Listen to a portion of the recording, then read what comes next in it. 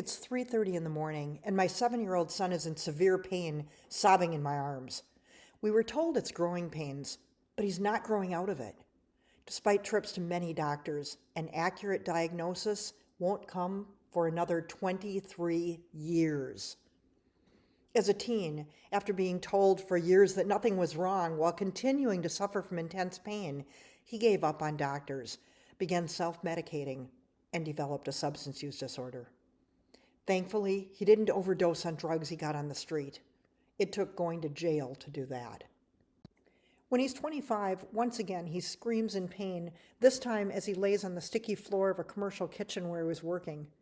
He's a Le Cordon Bleu graduate, has had a passion for culinary since he was 2 years old, and his work ethic is fierce. He's worked through pain before, but this is extreme. It's after hours, and this time is different. The intense pain isn't because of misdiagnosis.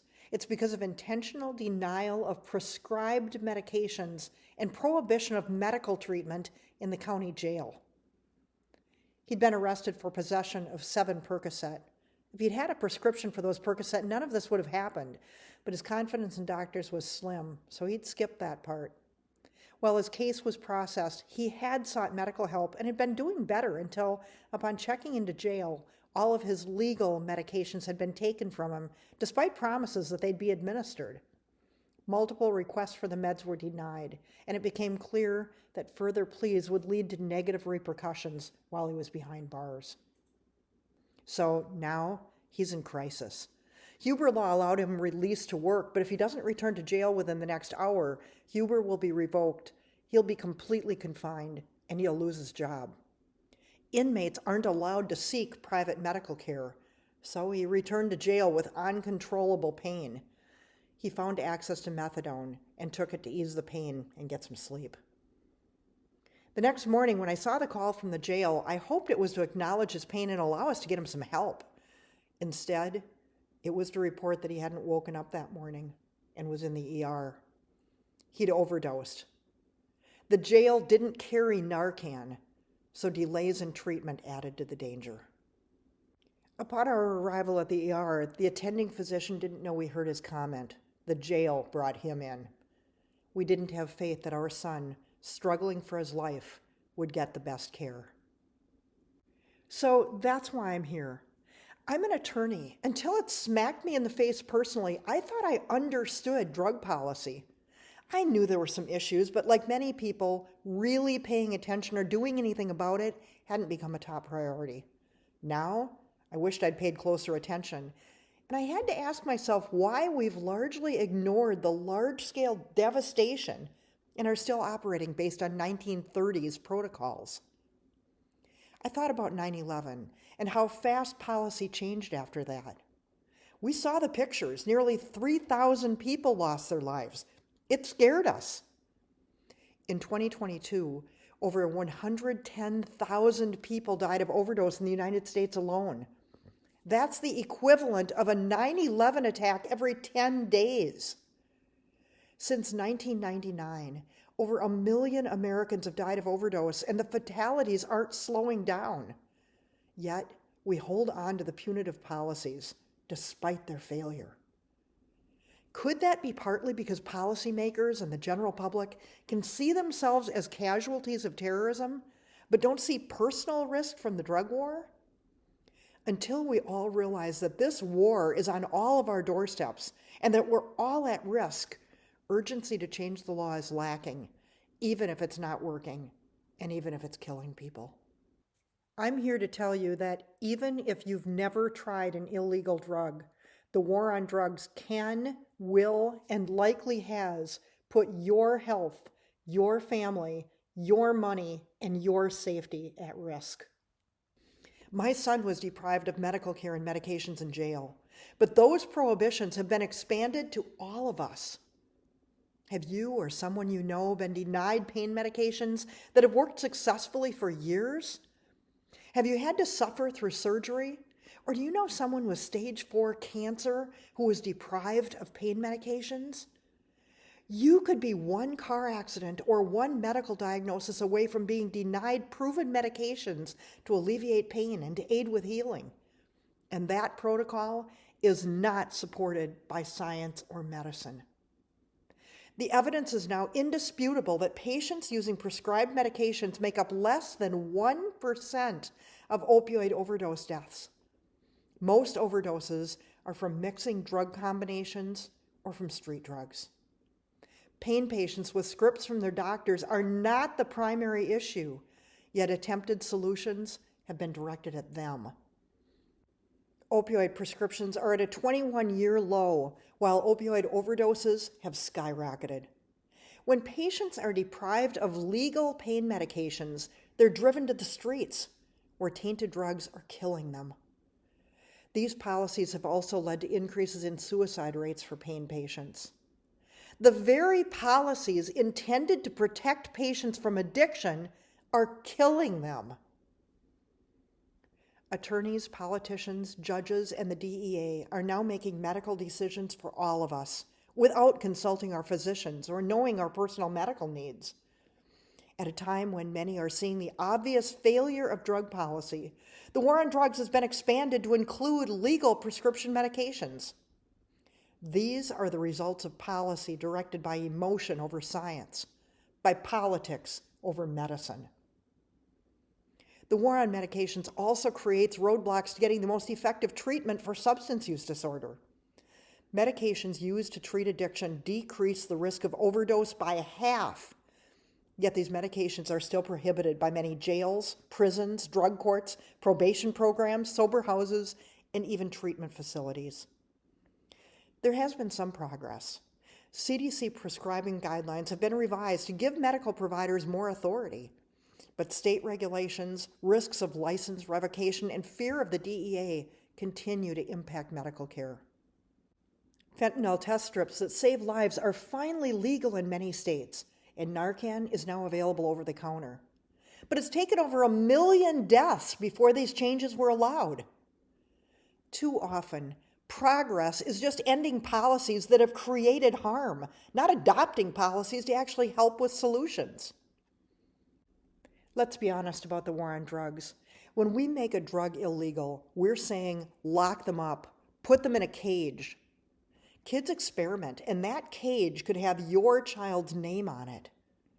Studies have shown that being arrested during young adulthood increases risk of addiction, decreases chances of marriage and annual earnings for life, and triples the chance of incarceration as an adult. By the age of 23, over a third of Americans have been arrested for something more serious than a traffic violation, largely due to drug charges. Since 1980, the number of incarcerated Americans has quadrupled. 1 in 3 Americans now have a criminal record. Kofi Annan, former Secretary General of the United Nations, says it well. We all want to protect our families from the potential harm of drugs. But if our children do develop a drug problem, surely we will want them cared for as patients in need of treatment and not branded as criminals. I'm an estate planning attorney, and part of my practice has become helping families to navigate the financial aspects of addiction in the family. I've witnessed a financial drain on families, partially because too often the benefits of treatment paid for by families is undone by the criminal justice system. A mother contacted me saying, "I'm so angry. The last time I checked with the inpatient treatment that the court would approve, the waiting list was 4 months. So we sold some assets to be able to afford to pay the bond so we could bring our son home and try the medication the drug court wouldn't let him take." He's been doing great, started school, and is working 2 jobs. A bed opened up today at the rehab, and the DA wants him to go into treatment, but the treatment center won't allow the medications that are working for him, and going into treatment will end his jobs and his school. What he's doing is working, but if we don't do what the prosecutor is demanding, he'll send our son to prison for 2 years. This is crazy. What do we do? This is the reality of the war on drugs, and this isn't a unique occurrence. Shouldn't our goal be self-sufficiency? Drug policy keeps people from becoming self-supporting, destroying self-respect, and adding costs for taxpayers, all while increasing addiction and overdose rates. Progress doesn't require more taxpayer money or more punitive policies. Just end the destruction. Allow families to help their loved ones. Allow doctors to help their patients. Allow law enforcement to focus on violent crime. And allow taxpayers to keep more of their own money. We've heard a lot about defunding police, and we've seen increased crime because of it. This movement began in response to the war on drugs. When over a third of the population has a criminal record, the result is distrust and fear of police. Unfortunately, the movement didn't focus specifically on the policy that caused the majority of those arrests, but expanded into lack of prosecution for violent crime and demonizing all law enforcement. This war has impacted safety for all of us and has made life more difficult for police. Officer suicides now outnumber line-of-duty deaths. Homelessness has escalated largely because of criminal records barring access to housing and untreated addiction and mental illness. SWAT raids, primarily looking for drugs, have increased by 15,000% from the late 1970s to today, resulting in 50 to 80,000 raids in the U.S. every year, traumatizing adults and children, and killing over 10,000 pets annually. The war on drugs is the best funding source for drug cartels and, by extension, funds terrorism, human trafficking, and many other criminal enterprises. Many of those coming through our borders have been driven out of their homes by cartels, where either they work for the cartels, they die, or they leave. Some policymakers have suggested military movement against the cartels. When El Chapo was arrested, Mexican heroin production increased by 37%, and violence increased due to competition to fill the gap left by El Chapo's absence. Even if invading another country didn't create a host of other issues, attacking cartels would only leave vacancies to be filled, resulting in increased turf wars, violence, and innocent victims. So what do we do about it? To defeat the cartels, wipe out their markets, end the drug war, legalize and regulate all drugs. History repeats itself, and we can learn from that. Alcohol prohibition required a constitutional amendment. No amendment authorized drug prohibition. The 18th Amendment creating alcohol prohibition was repealed by the 21st Amendment, essentially in 15 words. The 18th Article of Amendment to the Constitution of the United States is hereby repealed. Those words ended an era that had fueled organized crime, that had seen people die because of tainted moonshine, that had escalated crime due to incentives created by underground product and the lack of legal methods of resolving disputes. Sound familiar? Drug prohibition has followed the same path as alcohol prohibition, financing the cartels, losing our children to overdose due to tainted street drugs, escalating crime due to incentives created by underground markets and lack of legal methods of resolving disputes. Let's make drug prohibition follow in one more footstep of alcohol prohibition. Let's end it. When drug prohibition began, we didn't heed the lessons of history. After over 50 years of failure, it's time that we do. The good news is that we're at the best time in history to treat addiction and reduce overdose rates if we only have the resolve to apply science and medicine, to stop punishing patients, and to let families and individuals heal without government blockades.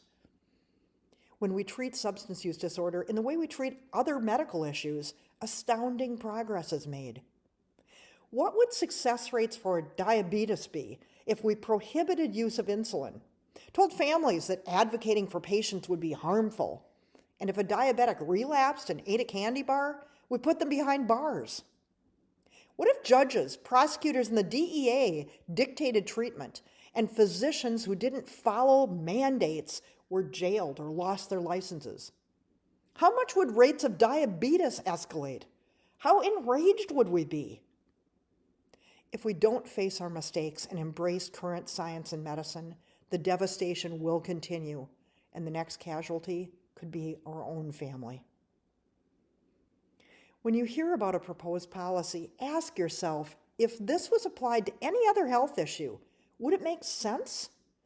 Many well-meaning policies don't meet that test. Drug courts may cut incarceration rates, but still apply punitive measures and fear. Many prohibit medications or mandate one-size-fits-all treatment. And relapse often leads to longer periods of incarceration than without drug court. Ankle bracelets sound humane, but increase stigma and lead to time behind bars due to loss of a wireless signal. Short jail sentences lead to increased risk of overdose and a myriad of other issues. Stopgap measures don't work, and they kill people. Our son survived the overdose, but his journey hasn't been easy.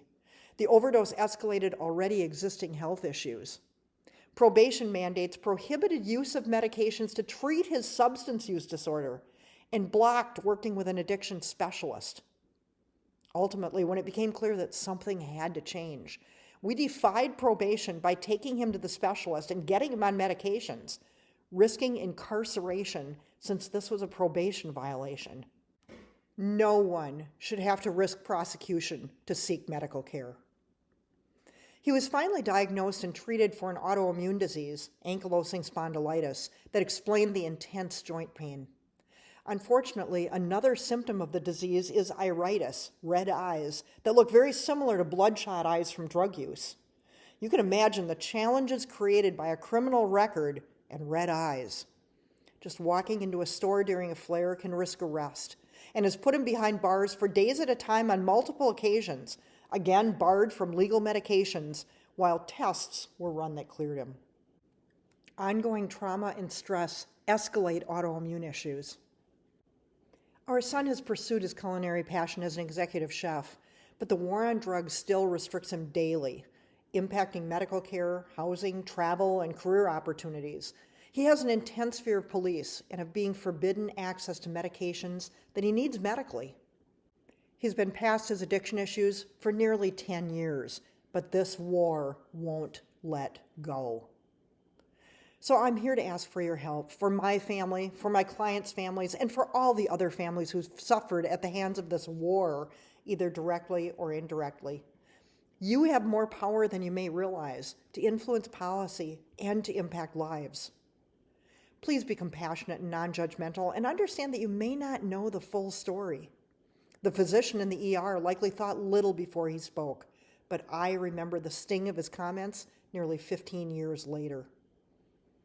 A kind word can save a life and can give hope to those who have none left. If you're a parent dealing with a child's addiction, your kids need you. They're not only dealing with potential substance use disorder, they're dealing with an incredibly harsh and dysfunctional system. Be an advocate, even when you're told not to be. There will be a time when we will look back at the era of the war on drugs as a dark blight on history. The questions are, how long will this failed war go on? How many people will die or sit in cages as their lives pass? How many families will grieve the fatalities and the waste of life created by this war? It's time to end the war on drugs. It's time to end the war on us. Let's do it now. Please share the knowledge. Together, we can make a difference.